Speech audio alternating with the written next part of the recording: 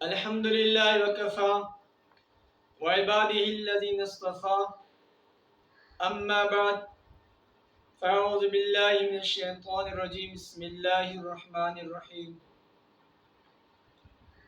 المنافقون والمنافقات بعضهم من بعض يأمرون بالمنكر وينهون عن المعروف ويقبضون أيديهم نسوا الله فنسيهم إن المنافقين هم الفاسقون عن أبي هريرة رضي الله عنه عن النبي صلى الله عليه وآله وسلم مثل المؤمن خامة من الزرع من حيث أتتها ريح كفأتها أو كما قال النبي صلى الله عليه وآله وسلم رواہ البخاری رقم حدیث 5644 اللہم صلی علی سیدنا محمد وعلی آل سیدنا محمد وبارک وسلم۔ آج کا موضوع منافق کی نقصانات اور ایمان والوں کی صفات کا بیان۔ شروع سے لے کر آخر تک سنیں، خود بھی عمل کی نیت سے ہو اور دوسروں تک پہنچانے کی نیت سے بھی ہو۔ پہلے ہم قرآن پاک عظیم الشان کی طرف اللہ جل شانہ کا فرمان مبارک ہے سورہ توبہ میں آیت نمبر 67، منافقین مرد اور منافقین عورت بعضهم من بعض، وہ ایک دوسرے کے دوست ہوتے ہیں، وہ ایک دوسرے کے ساتھ ہوتے ہیں۔ ان کا کام منافقین مرد اور منافقین عورت انہی کا کام کیا ہے۔ زندگی کا مقصد یأمرون بالمنکر، گناہ کا امر کرتے ہیں، وینہون عن المعروف، نیک عمل سے رکواتے ہیں۔ دو باتیں ہو گئی، اس کے اندر تیسرا نقصان وَيَقْبِضُونَ أَيْدِيَهُمْ، اپنے ہاتھوں کو تامی ہوئی ہیں، بخل کی وجہ سے مال کو خرچ نہیں کرتے ہیں۔ نقصان کیا ہوا؟ کیوں کرتے ہیں؟ نسوا اللہ، بھول گئے ہیں اللہ کو، فنسیہم، پس اللہ پاک بھی، اللہ جل شانہ نے بھی ان کو بلا دیا۔ وہ بھی بول گئے اور اللہ جل شانہ نے بھی ان کو بلا دیا، وہ بھی بول گئے ان کو۔ نقصان کیا ہیں؟ ان المنافقین هم الفاسقون، تحقیق کے ساتھ منافق مرد عورت جو بھی ہیں وہ نافرمان ہیں۔ وعد اللہ المنافقین والمنافقات، انہوں نے منافقین نے بھی اللہ جل شانہ کو بلا لیا، وہ بھی منافقین بھی بھول گئے، وہ بھی اللہ جل شانہ کی نافرمانی کرتے ہیں، گویا کہ اللہ جل شانہ ان کی بالکل وہ بھول گیا ہے اللہ پاک سے، اور اللہ جل شانہ نے ان کو بلا لیا، وہ بھی اللہ پاک بھی بھول گئے ان کو۔ اللہ جل شانہ نے انہی کے ساتھ وعدہ کیا ہے، منافق مرد منافق عورت اور کفار کے ساتھ نار جہنم خالدین فیہا، ہمیشہ کے لیے جہنم کی آگ میں رہیں گے، کبھی نہیں نکلیں گے۔ کیوں؟ تم نے دنیا کے اندر اللہ جل شانہ کو بلا لیا تھا، تم بھی بھول گئے تھے اللہ جل شانہ کو، اور آج تم جہنم میں رہو، 500 سال تک پکارتے رہو، تمہاری صدائیں کوئی نہیں سنے گا۔ اللہ جل شانہ اللہ جل شانہ کا سننا ناقص نہیں ہے، اللہ جل شانہ صدائیں بھی سنتا ہے، فریادی بھی سنتا ہے، لیکن اے منافقین، تم نے دنیا کے اندر مجھے بلا لیا تھا، میرے احکامات پر نہیں چلتے تھے، اور آج تم بھی جہنم میں رہو، آپ بھی جہنم میں رہے، مجھے کوئی پرواہ نہیں ہے۔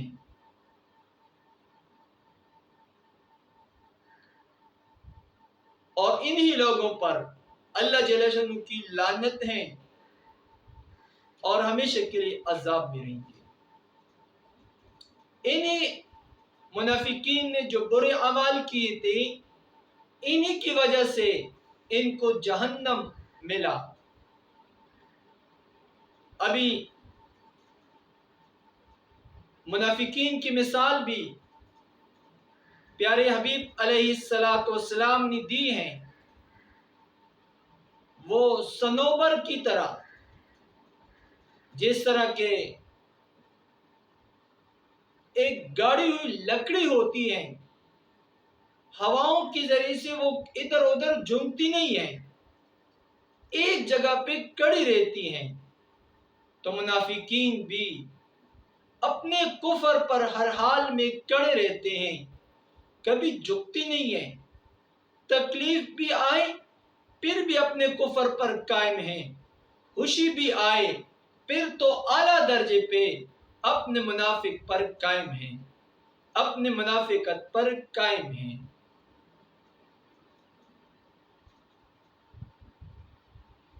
حتیٰ یکزمہ اللہ اذا شاء، یہاں تک کہ اگر اللہ جل شانہ چاہے اس کو اکاڑ کے پھینک دے گا، اس کو پھینک دے گا۔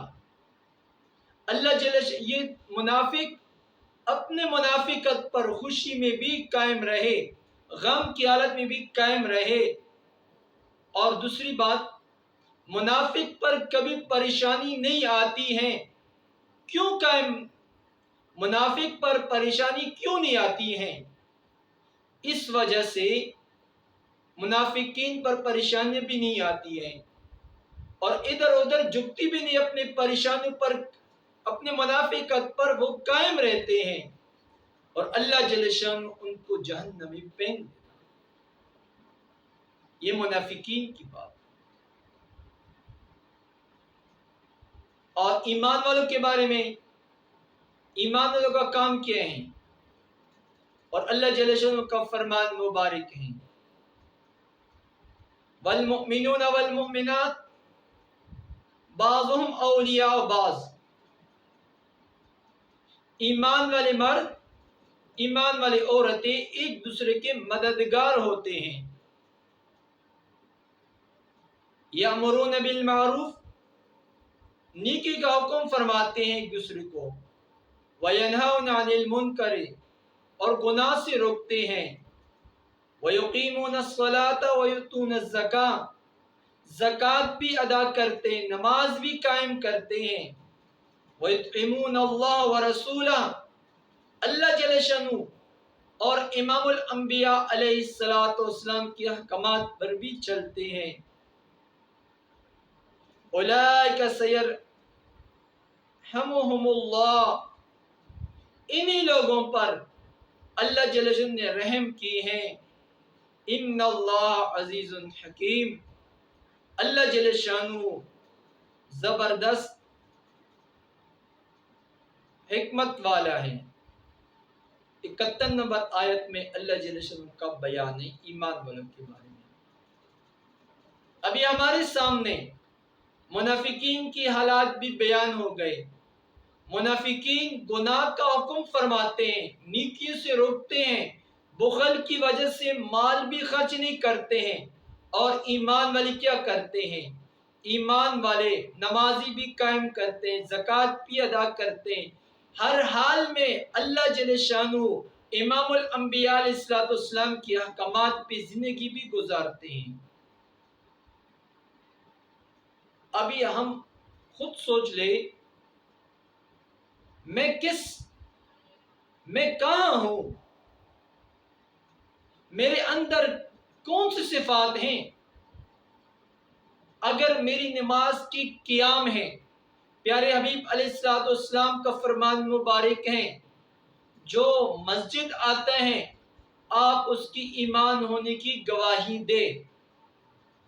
اگر میری 5 وقت نماز مسجد میں ہے تو میں نمازی ہوں، میری نماز سنت کے مطابق ہے تو میں ایمان والا ہوں، میرے مستحب زندہ ہیں، سنت زندہ ہیں، میری نماز مسجد میں ہے تو میں ایمان والا ہوں، میرا نماز قائم ہے، دھیان توجہ کے ساتھ میری نماز قائم ہے تو میں ایمان والا بھی ہوں، اور میں زکوٰۃ بھی ادا کرتا ہوں، اور حقوق اللہ حقوق العباد میں اللہ جل جلالہ کے احکامات پہ، امام الانبیاء علیہ الصلوۃ والسلام کے سنت پر میری زندگی ہے تو میں ایمان والا ہوں۔ اگر یہ نہیں ہے تو مجھے اپنی ایمان پہ ڈرنا چاہیے، توبہ استغفار کرنا چاہیے۔ اگر میں اللہ کے لیے میرے ہاتھ